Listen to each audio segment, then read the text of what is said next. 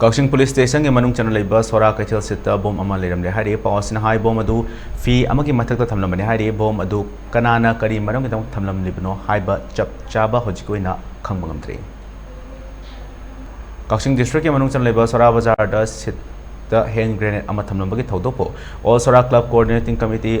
अस्कोना अकन मौंद condemn तरोक्ले कमिटीसना थादरोप sero अमन high सोरा बाजार the लुकमाई फलबा इमाइबेल सिंग द करी मरमगी असिगुम्बा थोंग असि चथरिबनो प्रजा मियाम द अकी अखंग ओइगदब थोंग असि मतुंग ताबदा तौबिगनो हाइनसु फोंदरक्ले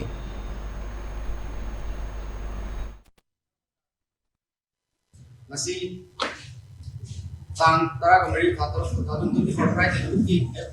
हाइ तावा सवाइदा रावदार सेमी अका काम बेगेदा हेन ग्रेड अमा हमलम लिबासी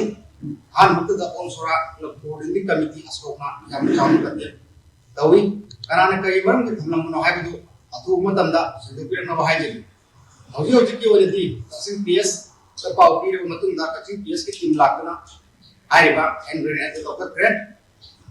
मसी गुम्बा प्रजा मियाम दा अकी अखन